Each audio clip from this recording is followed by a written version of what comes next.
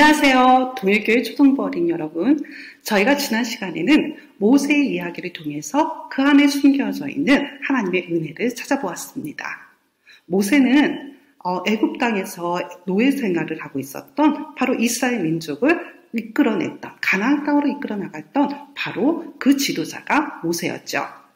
그 모세는 애굽 땅에서 이스라엘 민족을 이끌어내길 때 하나님이 함께 하셔서 정말 10가지 재앙을 내리는 가운데에 바로 이스라엘 민족을 이끌어낼 수 있었어요.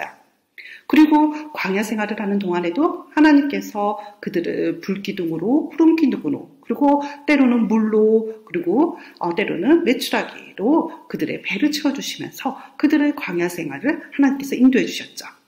그런데 그런 인도하시는 가운데에 하나님께서 바로 이 모세에게 하나님의 약속의 말씀을 주세요.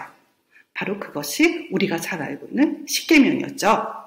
이 십계명은 바로 이전에 족장들에게 주셨던 말씀과는 달리 하나님께서 돌판에다 직접 그 약속의 말씀을 적어주셨어요. 그렇기 때문에 직접 적어주셨기 때문에 그 말씀은 지금까지도 영원히 우리가 기억할 수 있게 되었죠. 이전에는 말로 통해서 주셨지만 지금은 돌판에 새겨주셨기 때문에 하나님의 약속의 말씀은 영원히 기억될 것이라는 것을 바로 이 십계명의 돌판이 우리에게 주는 의미인 거죠. 근데 이 말씀 십계명을 주시면서 하나님께서는 약속을 하시는데요. 그 약속이 뭐냐면 바로 이스라엘 민족을 하나님의 백성이 되게 하겠다. 그리고 이스라엘 나라를 제사장의 나라로 만들어주겠다. 그리고 그 제사장의 나라에 있는 이스라엘 민족들을 거룩한 백성, 성결한 백성으로 만들어주겠다는 그 약속의 말씀을 주세요. 근데 우리가 하나님께서 주신 그 십계명을 온전하게 다 지킬 수 있나요? 아니요, 전혀 그렇지 못해요. 그래서 우리에게는 누가 필요했냐면 바로 예수님이 필요한 거죠. 예수님이 이 땅에 오심으로 인해서 우리는 하나님과 화해할 수 있는 길이 열리게 됐어요. 예수 그리스도를 믿음으로써 우리는 하나님과 화해하게 되고 하나님의 백성으로, 하나님의 자녀가 되죠. 그리고 예수 그리스도께서 십자가에 달려 돌아가심으로 인해서 우리의 죄는 깨끗하게 되는 제사장의 직분을 예수님께서 완성시켜 주셨어요. 그것으로 인해서 우리는 죄에서 깨끗하게 되는 성결한 거룩한 백성이 되었죠. 그 모든 것을 다 예수님께서 성취시켜 주셨다는 것을 잊지 말아야겠죠. 그런데 이스라엘 민족에게 주셨던 하나님 말씀은요, 가장 차근차근 성취되는 것처럼 보여졌어요. 어떻게 성취되었냐고요? 바로 하나님께서 아브라함에게 하셨던 약속 여러분 기억나세요? 하늘의 별처럼 땅에 있는, 바닷가에 있는 모래처럼 그렇게 많은 민족을 만들어주시겠다 약속하셨잖아요. 그 약속이 바로 사울을 왕으로 세우면서 이스라엘이 그냥 아주 조그만 부족 공동체가 아니라 엄청나게 큰 나라, 왕국을 만들어주셨어요. 하나님의 약속이 조금 이루어지는 것처럼 눈에 보이는 거예요. 근데 이 사울 왕에게 무슨 일이 벌어졌어요? 오늘 말씀 그 뒤 이야기를 우리는 이야기 속에서 배워보도록 해요. 사무엘하 7장 13절 말씀과 16절 말씀이에요. 13절 말씀에 그는 내 이름을 위하여 집을 건축할 것이요 나는 그의 나라 왕위를 영원히 견고하게 하리라. 내 집과 내 나라가 내 앞에서 영원히 보존되고 내 왕위가 영원히 견고하리라 하셨다 하라. 이 내 이름을 위하여, 하나님의 이름을 위하여 집을 건축할 사람. 근데 그 건축할 사람, 그 사람을 바로 그가 누굴까요? 굉장히 궁금해집니다.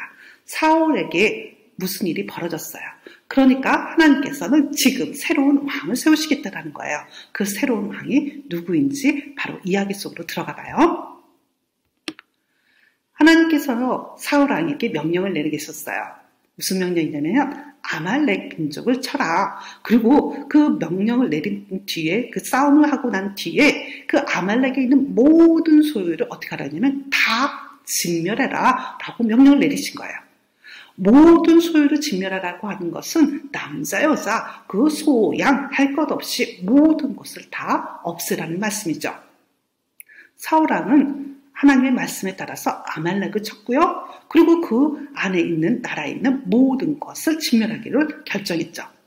근데 그 전쟁 가운데 바로 아말렉의 왕인 아각 왕을 잡았는데요. 이 아각이 있는 소유 가운데 보니까 양하고 소가 너무너무 좋은 거예요. 야, 이 양하고 소를 그냥 가져가면 우리 민족들이 정말 배불리게 부자가 될 수 있을 것 같아.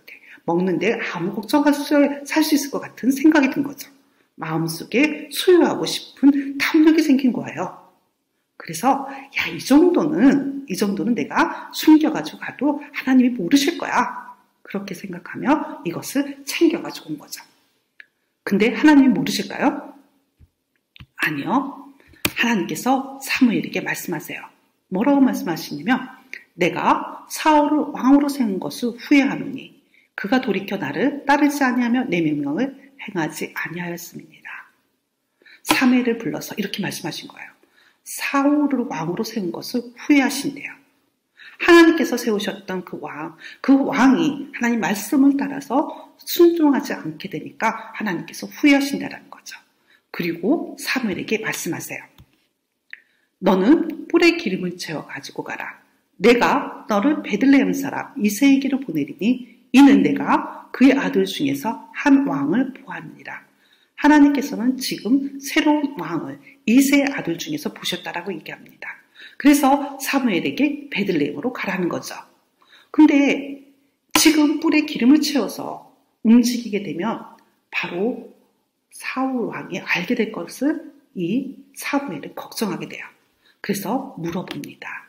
내가 어찌 갈 수 있으리까? 사울이 들으면 나를 죽이리이다.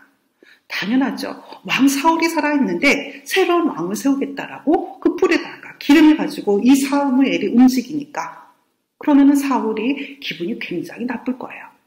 그러니까 이 사무엘이 이렇게 근심하고 염려하는 것은 어쩌면 당연하다 보여집니다.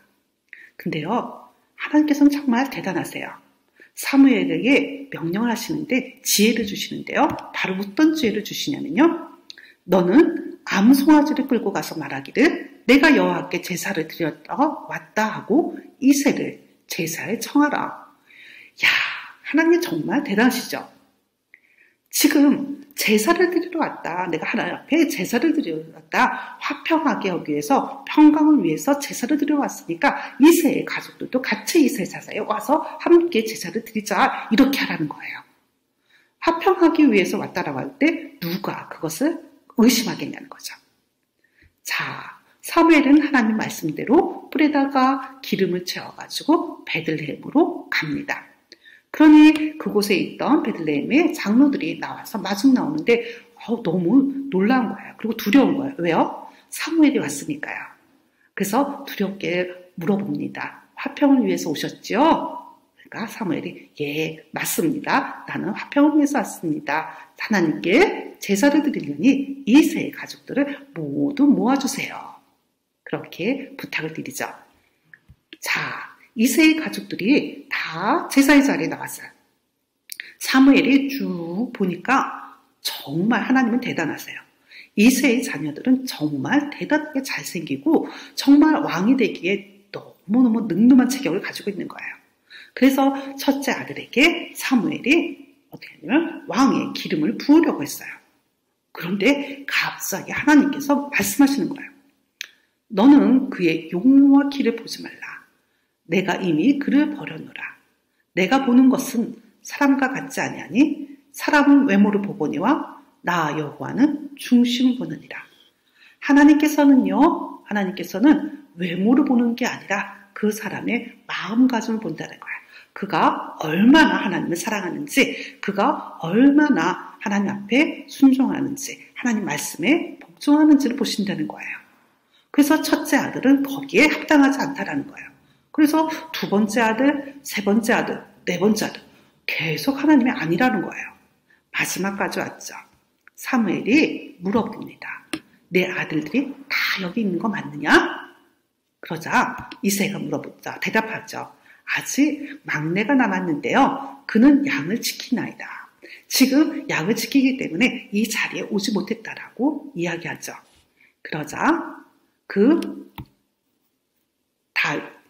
양을 치는 아들을 데려오기 전까지 나는 식사의 자리를 앉지 않겠다 사무엘이 이야기합니다. 지금 다윗, 그 양을 치던 다윗을 데리고 오자 하나님께서 말씀하시죠. 그니 일어나 기름을 부으라. 바로 이 왕이 우리가 너무너무 잘 알고 있는 다윗 왕이에요. 나중에 다윗 왕이 어떤 이스라엘 민족에게 어떠한 나라를 만들어줬는지 여러분들 너무 잘 알고 계시죠? 바로 하나님께서는 외모를 보는 것이 아니라 그 중심을 보고 하나님을 사랑하는 그 마음을 보시고 바로 양을 치는 소년이었던 이 다윗에게 바로 이 왕의 기름을 부어 주시는 거죠. 그리고 그 왕에게 약속의 말씀을 오늘 주셨던 거예요. 그는 내 이름을 위하여 집을 건축할 곳이요 나는 그의 나라 왕위를 영원히 견고하게 하리라. 내 집과 내 나라가 내 앞에서 영원히 보존되고 내 왕위가 영원히 견고하리라 하셨다라. 바로 그가 바로 다윗 왕이고요. 하나님께서는 그 나라를 영원히 견고하게 하겠다. 그렇게 약속의 말씀을 주신 거죠. 그런데 잘 생각해 보세요. 다윗의 왕국이 영원히 지금까지 보존되어서 있나요? 그렇지 않거든요. 그러면은 그 다윗 왕을 영원히 보존하시겠다라고 했던 하나님의 약속은 그러면은 거짓이었나요? 영원한 왕은 과연 누구일까요? 여러분들 기억하실지 모르겠는데요. 저희가 예수님에 대해서 배웠을 때 하이델베르크 신앙교육서 31문에 왜 예수님을 기름 부음 받은 자라라고 하는지 그 기름 부음을 받은 그리스도의 의미를 세 가지로 생각을 했어서 배웠어요. 그 첫 번째가 뭐였냐면 선지자의 직분을 이야기했었고요. 그리고 얘기한 것이 바로 뭐였냐면 왕으로서의 직분이었죠. 그 왕으로서의 직분은 어떻게 말씀하셨냐면요. 그 이유는 성부 하나님께서 세우시고 성령으로 기름 부음을 받았기 때문입니다. 또한 우리의 영원한 왕이 되어서 우리를 말씀과 성령으로 다스리시며 우리를 위해서 얻으신 자유 안에서 우리를 지키고 보호하시기 때문입니다. 예수님께서 십자가 달려 돌아가셨고요. 그리고 그 예수님께서 부활하시고 하늘로 올라가셨어요. 그리고 그 하늘을 오르서 하나님의 우편에 앉아 계시다라고 우리가 배웠습니다. 그리고 우리는 고백합니다. 그 예수님께서 지금 하늘에 하나님의 우편에서 지금 우리를 어떻게 하고 계시냐면 말씀과 성령으로 다스리고 계시는 거죠. 하나님께서 예수님을 부활하시고 그리고 하늘로 올리셔서 바로 왕의 직분으로 지금 우리를 다스리도록 하시고 있다는 거죠. 예수님께서는 말씀과 성령으로 우리에게 보내주셔서 우리가 말씀을 듣고 깨달아 알고 그리고 하나님을 화해할 수 있는 길을 그리고 알 수 있도록 성경의 말씀을 깨달아 알 수 있도록 해주시고 그리고 우리가 나쁜 길로 빠지지 않고 하나님이 주시는 그 길에서 그 따라서 갈 수 있도록 우리를 지키시고 보호하시는 역할을 바로 예수님께서 지금 우리를 위해서 하고 계시다라는 거죠. 그게 기름 부음 받은 자 왕의 역할이에요. 그 다윗이 받았던 영원한 왕위를 보존하시겠다는 것은 바로 예수 그리스도께서 부활하시고 하늘로 오르시면서 그것이 성취되었던 거죠. 자, 예수 그리스도의 왕으로서의 성취가 그래서 영원한 왕으로서 지금 그 다스림 안에 여러분과 제가 있다는 거 기억하시기 바랍니다.